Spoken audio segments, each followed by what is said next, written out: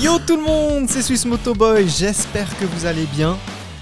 J'enregistre ce podcast en solo, j'avais dit que j'en faisais que maintenant avec des invités. Bon, je sais que ce ne sera pas le cas, mais j'ai déjà un prochain podcast, donc celui dans 2 semaines sera un podcast que j'ai fait avec un ami, donc j'en suis très content, je l'ai enregistré hier. Et aujourd'hui, donc on est le 4 mai, et j'enregistre ce podcast donc en solo parce que j'ai vécu, vous l'aurez vu dans le titre, ou plutôt disons plus correctement, mon premier contrôle technique avec une moto. D'ailleurs mon premier contrôle technique tout court. Et je trouvais intéressant juste de revenir un petit peu dessus pour dire ce qui s'était passé. Parce qu'effectivement, moi, j'y suis vraiment allé en mode, je ne sais pas du tout ce qui va me tomber dessus. Et donc, je pense que ça peut en intéresser certains d'entre vous. Et en plus, j'ai quelques petites anecdotes que j'ai pu récupérer sur place. Donc voilà, ce sera cette fois-ci, je pense, un podcast plus court. Et c'est très bien comme ça. Et donc, on va tout de suite commencer directement avec le sujet. Effectivement, donc c'était pour ma Ninja 300 que j'ai reçue. Donc, c'était une moto de 2016 que j'ai rachetée d'occasion. Donc, effectivement, je savais qu'il y avait un contrôle technique qui allait tomber assez rapidement. Et j'ai décidé, donc... en fait, j'ai loupé le premier rendez-vous, voilà, j'ai fait n'importe quoi. Et surtout que je devais lui faire son service annuel. Et le service annuel était tombé, je crois, 1 semaine après. Je ne pouvais pas le faire avant. Donc, de toute façon, sans avoir fait le service, j'avais encore des pneus qui étaient rincés et tout. Enfin, je ne serais jamais passé. Le fait est que, bon, mon côté gland a fait que je le loupe de toute façon. Ceci dit, ils sont pas spécialement agacés par ça. Enfin, voilà. En tout cas... ils m'ont renvoyé une nouvelle truc et ça s'est très bien passé pour eux. Enfin voilà, ils n'étaient pas stressés. Ils s'en fichaient un peu. Ils ont juste dit oui, vous n'êtes pas venu au premier. Bon bah voilà, mais j'aurais cru qu'ils venaient un peu, de manière un peu plus agressive, en mode tu t'es pas pointé au premier. Si tu te pointes pas à celui-là, c'est... Alors peut-être que si, mais en tout cas ils le disent pas dans le courrier. Et donc... Voilà, je me suis pointé. Alors, j'avais vite discuté avec mon garagiste qui m'avait dit que voilà, la moto, bon, c'était en ordre. Lui, il disait c'est bon, elle va passer. Bah, elle a eu un service plus ou moins 1 mois avant, donc avec des pneus neufs. Enfin voilà, donc il n'y avait aucune raison que ça ne passe pas. Le seul petit point qui aurait pu ne pas passer, c'était au niveau du... J'ai mis un amortisseur de direction sur la moto. Et là, il m'a dit, bah voilà, ces deux vis à enlever, enlève-le avant d'y aller. Donc, en fait, si tu regardes, tu vois qu'il y a encore les éléments qu'il fixe à la moto, mais l'amortisseur, lui, est loin. Et il m'a dit, tu l'enlèves, comme ça, il ne te pose pas de questions dessus, et puis c'est fini. Puis effectivement, il ne posera pas de questions dessus, même si effectivement, il y a vraiment un truc chum. Enfin voilà, si tu t'y connais un petit peu ou autre, tu sais qu'il y a normalement, il doit y avoir un objet qui est pas à sa place.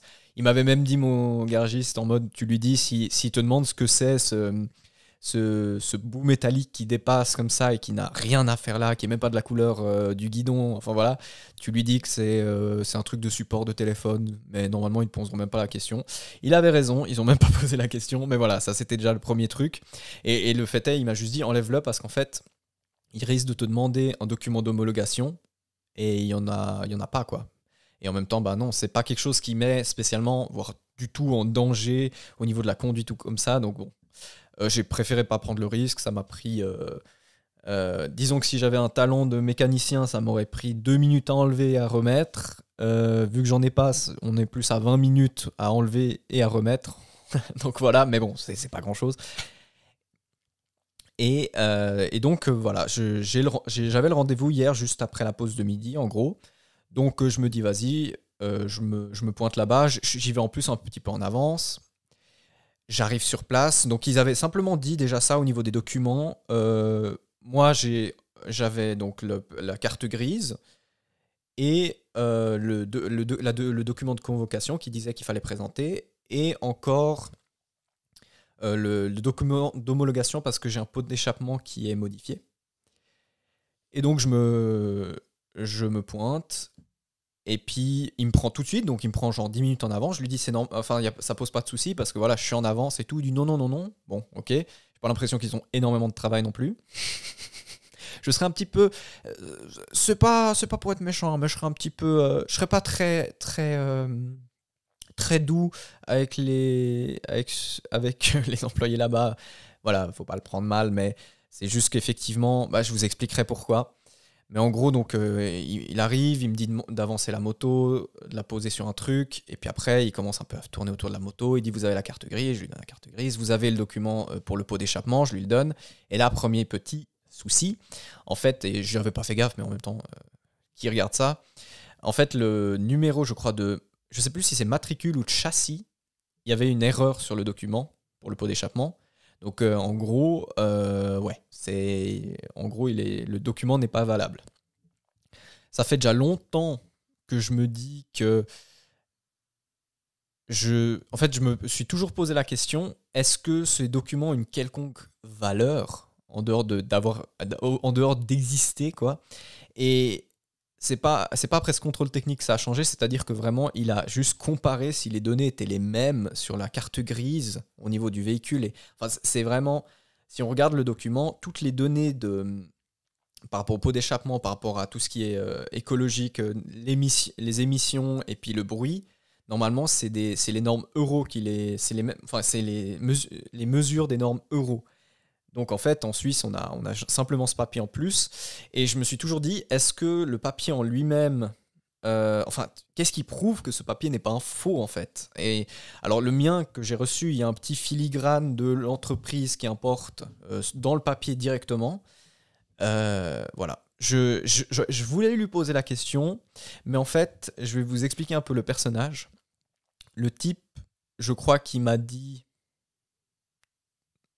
6 phrases en 15 minutes. Enfin, vraiment, c'était des ordres. Tu la mets là, tu la bouges, tu fais ci, tu fais ça. Tu sais, je dis pas, on n'est pas leurs clients, hein. Soyons clairs, on est obligé d'aller les voir. Ils ont absolument pas aucune nécessité d'être sympa avec nous, étant donné que on peut pas dire j'ai très mal été traité, je vais aller dans le service je vais aller faire mon service technique ailleurs. Tu vois ce que je veux dire? Donc c'est vrai que de ce côté-là, ils ont aucune obligation d'être sympa avec toi. Mais il a pas souri une fois, hein. C'est le type, limite, il y a pas de limite, il y avait pas un bonjour. Je suis même, franchement, je suis même pas sûr qu'il y avait un bonjour. Le type, il fait ses trucs, il te parle pas. Enfin, c'est juste, tu l'entends parce qu'il te demande un truc, il te demande les documents, il te dit ce qui va pas, et c'est tout. Et il te dit quoi faire. C'est vraiment... Et autant, je pense que c'est de loin pas tout le monde qui est comme ça, hein, bien entendu. Mais là, sur le coup, celui-ci, voilà. Franchement, au niveau de l'accueil, on est à du moins 20 hein, sur la note. Sur 20. Donc, de nouveau, est-ce que c'est vraiment gênant? Non, parce que au bout d'un moment, voilà, tu vas pas là-bas pour te faire un pote, tu vois. Mais t'as l'impression de te dire, est-ce que le gars il se fait chier dans sa vie? Est-ce que c'est le pire job au monde et il se fait juste chier? Alors bon, ça doit pas être super passionnant de juste checker s'il y a des problèmes sur des motos ou des voitures, on est d'accord. Mais on était un peu dans... Ouais. T'as l'impression d'être un poteau qui de temps en temps peut devenir utile, et puis voilà. Il te dit pas ce qu'il fait, il te dit pas ce qu'il contrôle, enfin tu vois, c'est le genre de petit truc qui pourrait être intéressant, tu vois, parce que il regardait des trucs sur la moto, tu vois, t'étais là, tu regardes quoi, tu vois, parce que le fait est qu'un motard, en général, il veut que sa moto soit dans le meilleur état possible pour être le plus en sécurité possible. Parce que voilà, on sait que notre véhicule, c'est ce qui nous maintient... Enfin, le bon état de notre véhicule, c'est ce qui nous maintient aussi beaucoup en vie. Si tu as une moto qui perd des pièces ou qui peut se détacher à tout moment, tu peux perdre une roue, un truc, très vite, ça va plus jouer. Et moi, j'aurais trouvé ultra intéressant que le gars il me dise ouais là je check ça parce que ça peut être dangereux machin et tout, tu vois, ça lui aurait même pas demandé beaucoup plus que ce qu'il faisait, mais juste juste avoir un petit retour et que tu puisses te dire ok ouais c'est ça et ça qui contrôle, ça je trouve utile, ça m'étonne qu'il contrôle ça, mais ok. Et en fait, pas du tout. Voilà, t'es juste, tu le regardes tourner autour de ta moto en silence, quoi. Et c'était un peu bizarre. Mais donc voilà, en gros, moi j'ai eu ce souci avec le document d'immatriculation. Donc la moto, elle est passée, hein, y a pas eu de souci du tout. Voilà, les pneus étaient neufs, les plaquettes étaient et les disques de frein étaient en bon état, etc. Donc tout était bon. Mais il y a juste eu ce point-là. Ensuite, il contrôle encore les clignots, tu sais que quand tu freines, ça s'allume correctement au niveau du frein arrière, frein avant, etc., etc. Et après, il me dit, ouais, mettez la moto dehors. Ok. Puis je lui dis, sur les places de parc, parce qu'il y avait des places de parc un petit peu plus loin, il fait, ouais, ok, je sors la moto.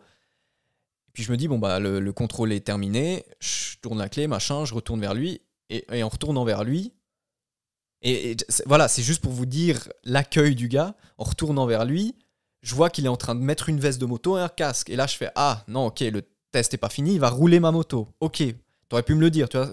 Genre en me disant, bah, sors ta moto, comme ça, je vais aller rouler avec. Même pas dit, donc je repars dans l'autre sens, je vais refoutre la clé dans la moto. Et là, à ce moment-là, et ça c'est le petit moment drôle, c'est que juste après avoir sorti la moto et tout, je vois mon garagiste qui arrive. Et donc je me dis, ah bah parfait, alors bon, il était un petit peu occupé sur le moment au téléphone, mais je me dis, bah cool, je vais tout de suite pouvoir lui dire qu'il y a le souci avec le pot, comme ça on pourra tout de suite regarder pour régler le problème au plus vite. Et donc le gars monte sur ma moto, entre-temps, et puis je me dis, qu'est-ce qu'il va faire? Il va juste faire un petit tour du parking et tout, ou comme ça. Non, vraiment, il s'est barré. À un moment, il s'est barré avec ma moto, je sais pas où il est allé. Hein. Il n'est pas allé très loin, mais il a bien 5-6 minutes, je pense qu'il était loin, quoi. Et déjà, tu vois, le type, alors ça, je me suis dit de manière plus générale, mais le type était pas très grand, tu vois. Alors, voilà. Ma moto, c'est pas une moto haute, une Ninja 300 et a plutôt une selle basse, donc voilà, pas de souci. Franchement, à sa place, je serais pas en confiance si un type qui m'amène sa GS et qui fait 1m90 et qu'il a pas du tout rabaissé ou comme ça, je sais pas comment le type il part avec la moto en confiance. Mais peut-être qu'il a un talent pour ça et tant mieux. Et donc, il allume la moto et là, tu as le premier truc qui te rassure pas énormément. C'est-à-dire qu'il a déjà réussi à ne pas allumer entièrement la moto, tu vois. C'est-à-dire qu'il a pas assez tourné la clé. Tu vois. Donc, il tourne la clé, il appuie sur les gaz et ça démarre pas. Et tu le vois appuyer, il regarde de nouveau la clé, il rouvre, et là, complètement. Je me dis, putain, là, tu vas partir. Là, il y a un type assis sur ma moto qui va partir avec ma moto et qui sait même pas qu'il y a 2 crans sur la clé. Est-ce que c'est pas un petit peu la merde, tu vois? Alors, tu vois, t'es un petit peu les chocottes, tu te dis, bon, il doit savoir rouler une moto, tu vois, mais t'as un peu les chocottes. Heureusement, tout s'est bien passé.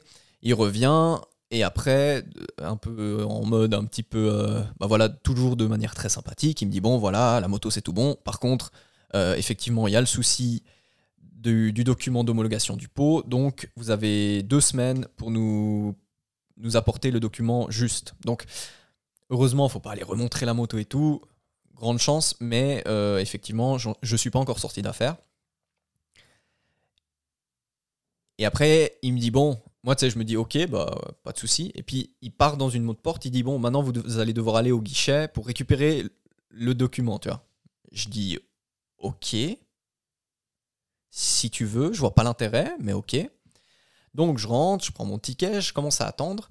À ce moment-là, bah, effectivement, mon garagiste vient s'asseoir à côté de moi. Tout s'est bien passé. Je dis, ouais, il y a juste le souci, effectivement, avec le document d'homologation du pot où il y a un numéro qui est pas juste. Il fait, ah merde, ok, ben t'inquiète, on va regarder pour te refaire un nouveau, il n'y a pas de souci. Et là, on attend, on discute un peu, et puis je lui dis, ouais, j'ai été étonné que le type il parte avec la moto, tu vois, qu'il aille la tester. D'un côté, il y a une logique, tu vois, parce qu'effectivement, tu peux que tester si les freins marchent bien en allant freiner avec, tu vois. C'est plus compliqué juste à l'arrêt de savoir s'il y a un souci au niveau des freins, si la moto a un comportement bizarre ou comme ça, effectivement. Et là, il me dit, ouais, ça c'est, bah oui, c'est habituel. Et puis je dis, ouais, mais tu vois, si le gars, il se ramasse avec la moto, ça peut vite arriver, tu vois, une erreur bête ou comme ça, et il se ramasse, qu'est-ce qui se passe? Puis mon garagiste, il me fait, ouais, bah tu sais, nous, on a eu un cas comme ça. Le type, donc le type du service des autos, il a testé, c'était une Z1000. Le gars, il est monté sur la moto, il est parti avec. C'était une journée où, je ne sais pas s'il pleuvait, mais en tout cas, la route était mouillée. Et après, vers le service des Toagnons, pour ceux qui connaissent, il y a une longue ligne droite et tout. Il a dit, le gars, il a ouvert à fond, high side, il s'est éclaté la gueule, la moto détruite et ça a coûté 7000 balles de réparation. Faut imaginer. Et là, tu te dis, putain, alors, de nouveau, je pense que c'est plutôt rare et exceptionnel, ce genre de truc, mais tu te dis, putain, ils prennent pas les premiers génies pour faire ça, tu vois. T'as pas le type... Enfin, je veux dire, n'importe quel motard un poil expérimenté sait que si sur route mouillée, t'ouvres pas à fond, tu vois. Si c'est une moto que tu connais par cœur et que tu sais qu'il n'y a aucun risque, tu fais comme tu veux, c'est souvent ta moto dans ce cas-là. Mais sinon, t'ouvres pas à fond parce que tu ne sais pas comment ça va se faire. Et peut-être que effectivement, le gars, avant, il avait déjà eu 3 véhicules testés qui étaient des plus petits véhicules ou des machins où il a pu ouvrir plus fort. Mais là, pour le coup, c'est mouillé. T'as une 1000, ça ne pardonne plus. Et la Z1000, elle est connue pour être équipée de très peu d'électronique, voire pas du tout. Donc je crois qu'elle a... Parce que j'adore cette moto. Je crois qu'elle a 142 chevaux. Les 142 chevaux, si tu ouvres à fond, tu les as, tu vois. Donc effectivement... le mec s'est fait un high side, il a destroy une moto. Et tu te dis, putain, tu vois, waouh. Alors tu vois, ça c'est la petite anecdote, hein, je ne l'ai pas vécu et tout. La seule chose, c'est qu'effectivement, ça me fait un petit peu peur quand je devrais potentiellement un jour amener mes plus grosses motos. Parce qu'avec une 300, tu te dis, bon, ça devrait être gérable, tu vois. Mais effectivement, j'ai encore une 890 et une 1000 qui potentiellement devront y aller un jour ou l'autre au contrôle technique. Ce qui est sûr, c'est que si ça se passe et qu'il y a le contrôle technique un jour de pluie, déjà, mais sans lui dire, je mettrai les modes pluie. juste pour dire, tu vois, juste comme ça, voilà, tranquille, tu vois. Je veux rentrer avec ma moto. Surtout, tu sais, je me suis dit, c'est con, hein, et j'ose espérer qu'ils ont pensé à ces cas-là, mais moi, hier, je travaillais, tu vois, donc je travaille à Nyon. Donc j'ai pris sur mon temps de travail pour venir faire ce truc. Et donc je suis allé au boulot à moto comme je le fais d'ailleurs tout le temps. Et après je me suis rendu, après un pause de midi, assez rapidement, je me suis rendu au service des autos pour aller faire mon test. Mon test. Qu'est-ce que je raconte ? Oui, mon contrôle technique. Et le gars, imagine, tu y vas, et puis après, il y a le type, il te destroy ta moto en faisant le petit essai routier. Et tu te fais, ok, d'accord, bon.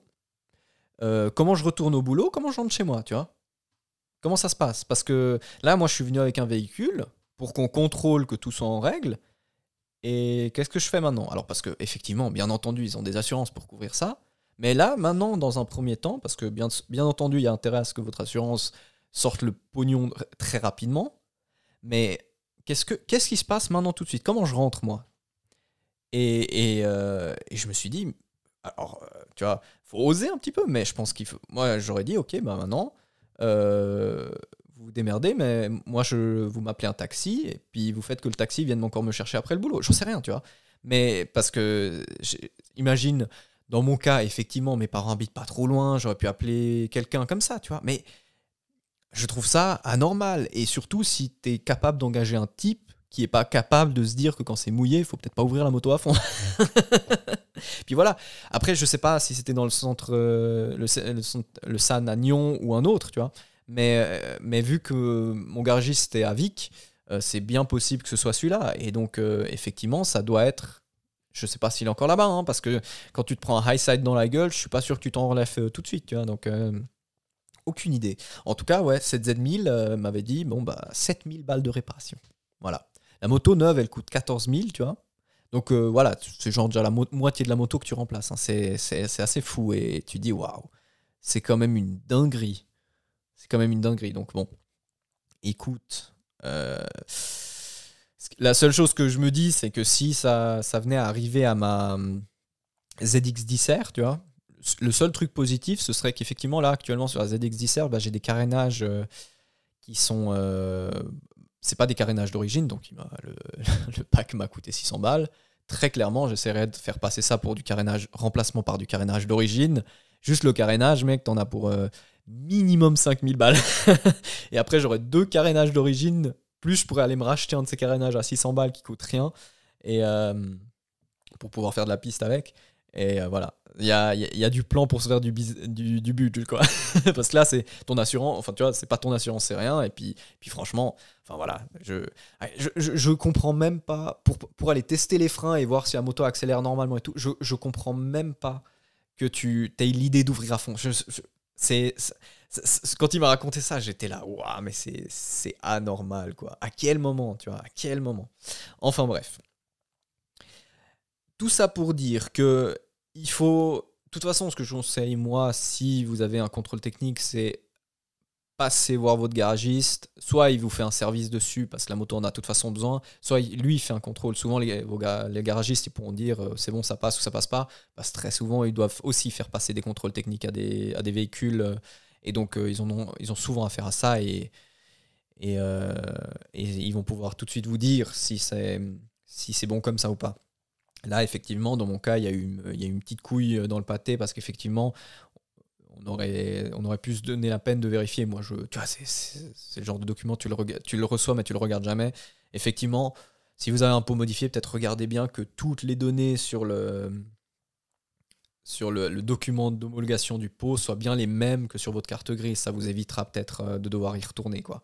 Donc moi, maintenant, dans ce cas-là, surtout que je suis en vacances à partir de lundi prochain, donc ça va être malheureusement mes parents qui vont devoir s'en charger, mais en gros, ils vont devoir passer avec la carte grise et le nouveau document, aller le présenter ou l'envoyer. Mais voilà, je pense que ça va être plus simple d'aller le présenter.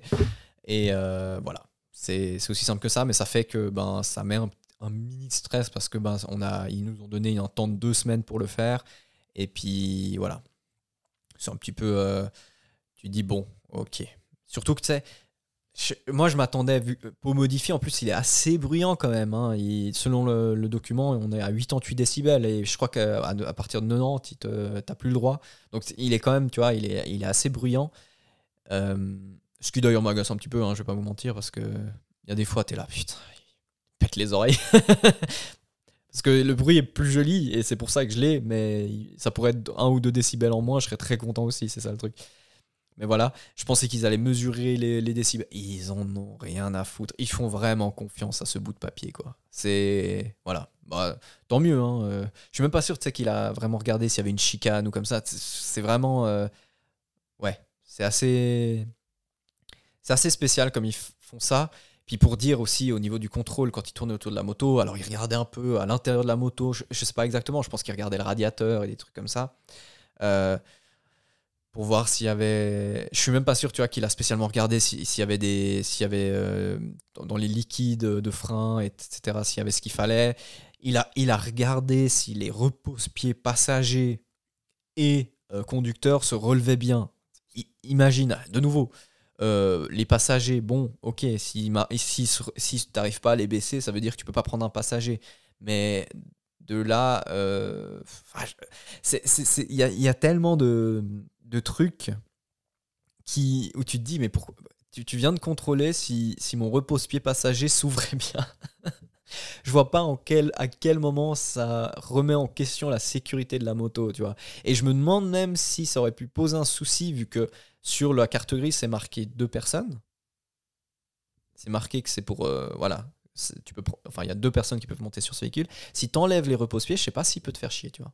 Je sais pas. C'est comme pour la KTM. Souvent, je roule avec le capot de selle passager. Et pendant longtemps, j'avais enlevé la poignée arrière pour les passagers, parce que c'est moche. Et puis entre-temps, je l'avais remise parce que je l'avais utilisé pour accrocher une GoPro et tout. Donc voilà, au moins on y trouve une utilité.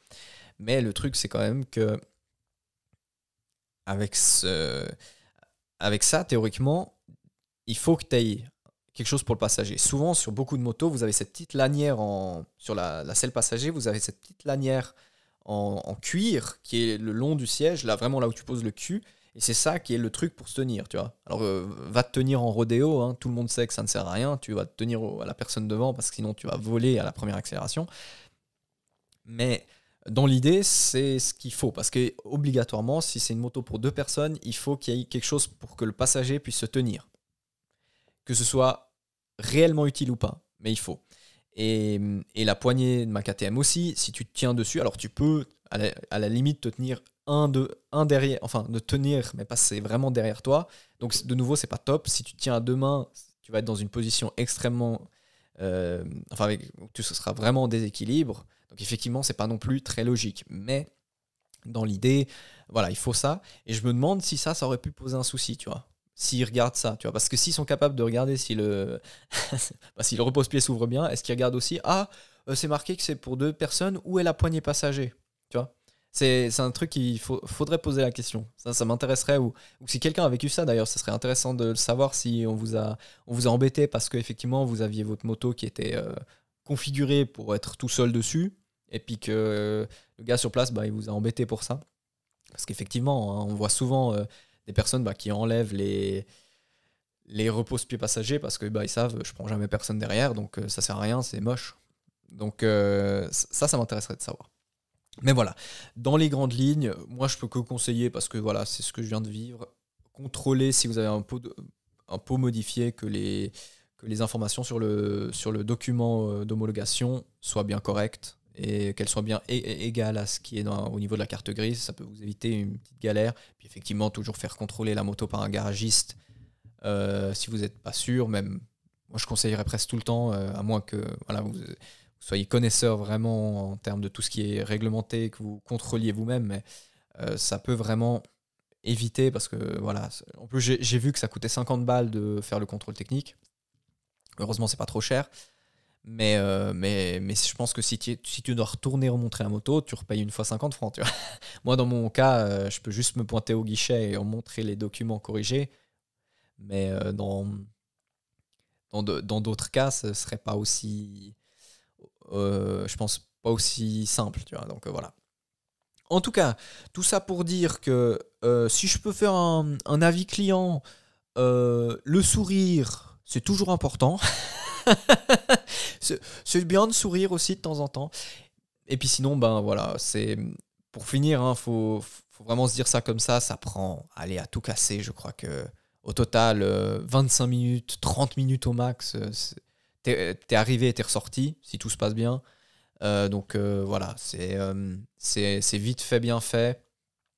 Voilà, si t'as le véhicule qui est en ordre, il n'y a pas de souci, il n'y a pas de raison que ça se passe mal, et ça va se faire très vite.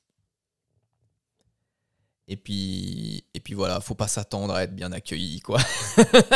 je, je l'ai un peu sur le bord de...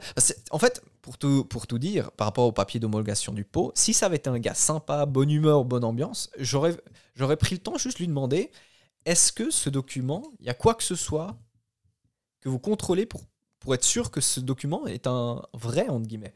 Parce que théoriquement, il y a un certain nombre de données qu'il faut mettre dessus, mais c'est des données que tu trouves soit au niveau des informations du pot d'échappement, soit c'est le matricule de ta moto, enfin le châssis de ta moto, c'est voilà, ou c'est ton nom à toi, etc. Enfin bref, en gros, c'est soit des données de la carte grise, soit des données d'homologation euro de la moto. Donc pour moi, à part maintenant sur mon document où j'ai un petit filigrane, il n'y a rien, et quand je dis rien, c'est vraiment rien, qui me semble très officiel. Et donc, je ne veux pas donner les idées à des gens, vu que potentiellement, je ne sais pas ce qu'on risque, mais théoriquement, d'après moi, il serait potentiellement possible d'aller se faire un document soi-même propre, tu vois, pas faire à l'arrache, faire un document propre, tu mets toutes les données qu'il faut, tu crées un nom d'entreprise fictive d'importateur, et puis ça passe. Tu vois, alors faut faire intelligemment, tu vois, si tu prends un pot qui est homologué euro avec toutes les normes qu'il faut, machin, je pense que voilà, c'est en fait le papier qui demande, en plus de l'homologation euro en guillemets, c'est vraiment juste le papier fourni par l'importateur, donc un type qui s'est donné la peine de faire qu'il a le droit d'importer ce truc-là. Mais je crois qu'il y a aucun test qui sont faits encore par-dessus, vu qu'il y a, d'après moi, aucun numéro d'homologation suisse qui sont sur ces documents. Donc, ouais. C'est un peu le genre de truc, j'ai l'impression que c'est de la... Autant en Suisse, on est bien en termes de paperasse, tu vois. Il y a plein de trucs. J'ai dû me faire un passeport, là. C'était d'une efficacité terrible. Je crois qu'en 5 jours... en 6 jours, avec prise de rendez-vous, et j'ai reçu le document à la maison. Donc c'était picobello. Mais alors là, pour le coup, j'ai l'impression que c'est vraiment nous faire de la... C'est vraiment avoir de la paperasse en plus pour avoir de la paperasse en plus. Tu vois, franchement, quand tu te fais parfois contrôler par la police, les types, je pense que dans mon cas, je pense que le gars, à moins qu'il vérifiait bien la carte grise et le document, je pense qu'il aurait même pas vu que c'était pas le bon numéro de matricule, tu vois. Donc, ouais. c'est un petit peu, ouais, c'est un petit peu... je saurais même pas quoi dire. J'ai l'impression que c'est vraiment un papier pour dire oui, il faut que ce soit aux normes suisses, mais en fait, c'est juste que ce soit autorisé à être importé en Suisse, alors qu'au niveau de tout ce qui est vraiment réglementation, mesures, etc., c'est tout fait à la norme européenne. Donc c'est un peu bizarre. Bon, bref. En même temps, je dis ça comme ça, mais j'ai connu quelqu'un qui avait acheté une moto d'occasion à Genève et la personne qui avait acheté la moto l'avait achetée en France. Et ben, quand il a fallu faire immatriculer la moto à son nom, le service d'immatriculation lui a fait chier parce que, en gros, il fallait un papier d'importation suisse. Donc, je veux dire, c'était une Z300. La Z300, que tu l'achètes en France ou en Suisse, c'est la même. Il n'y a aucun truc qui va changer. Mais il faut un document en plus qui prouve que tu as le droit d'importer, enfin, que ce véhicule a le droit d'être importé. C'est fou, hein. Et donc, personne avait dû reprendre contact avec son vendeur. Le vendeur, il a dû aller se faire chier à reprendre contact avec... Heureusement, il a joué le jeu, tu vois, il aurait pu faire le connard et dire m'en fous, démerde-toi. Mais il s'est pris le temps d'aller recontacter là où il avait acheté pour qu'on refasse un document comme ça, parce que lui, celui qu'il avait reçu, il l'avait plus, tu vois. Et tu te dis, waouh, quoi. C'est de nouveau, tu vois. Si c'est un véhicule qui se vend pas du tout en Suisse, qui a pas de garage suisse, machin, c'est autre chose. Mais là, on parlait d'une Kawasaki Z300. Enfin voilà, tu peux avoir... T'as un garage en Suisse et un garage de l'autre côté de la frontière à 10 km, que tu ailles dans l'un ou dans l'autre, t'as exactement la même moto. C'est exactement la même, il n'y a rien qui change. Donc, bon, voilà. Enfin bref, tout ça pour vous dire, n'hésitez pas à me mettre un petit commentaire si vous arrivez des histoires par rapport à ces services de service, enfin ces contrôles techniques, voilà, service de la circulation, mais contrôle technique. Bien entendu, je ne vais pas préciser, mais moi je parlais bien entendu du contrôle technique suisse, hein. Par exemple en France, je ne sais pas, ça doit sûrement se passer de la même façon, mais potentiellement, voilà. Ce que je vous ai raconté, c'est vraiment au niveau suisse. Maintenant, je sais qu'en France, le contrôle technique est en train d'arriver ou est déjà arrivé. Et là, je ne sais pas encore et je ne sais pas comment ça se passera. D'ailleurs, ça pourrait être intéressant. J'ai un pote qui vit en France et qui, bon, pour l'instant, il a pas eu besoin de le faire, mais ce serait intéressant dès qu'il doit le faire, peut-être aussi de faire un petit podcast dessus, juste pour voir peut-être un peu les petites différences, s'il y en a. Peut-être que c'est vraiment la même chose, hein. Mais voilà, peut-être que c'est vraiment juste un contrôle de paperasse, quoi, presque, dans les grandes lignes, quoi. Avec un type qui limite te dit pas bon... Oula.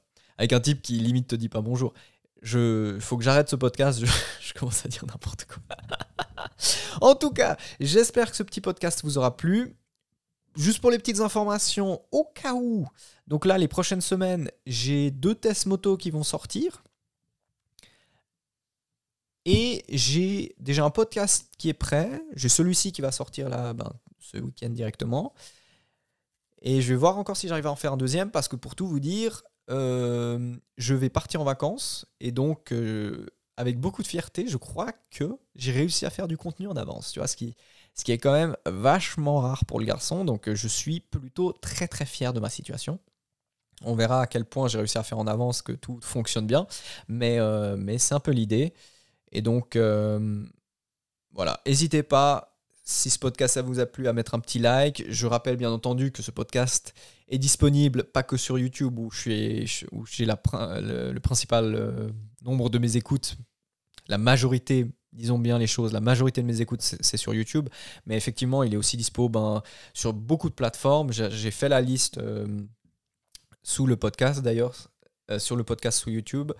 Mais il y a, en tout cas, il y a les grands, il y a Spotify, il y a Deezer, il y a Apple Podcast. Donc, n'hésitez pas, si vous trouvez ça saoulant de faire sur YouTube, ce que je peux tout à fait comprendre, à passer sur les autres plateformes parce qu'il est aussi dispo. Je précise aussi souvent, je le mets à dispo. Non, d'ailleurs, ça, je le fais plus. Je le faisais au début, mais maintenant, non. Donc, c'est comme les vidéos, c'est le dimanche, en général, autour de 11h qui sort, à part exception. Et puis voilà, j'espère que ce petit podcast vous aura plu. N'hésitez pas à me laisser un commentaire, à vous abonner, à liker, à commenter. C'est toutes des choses qui m'aident énormément et qui me font méga plaisir. Et puis sur ce, je vous dis ciao!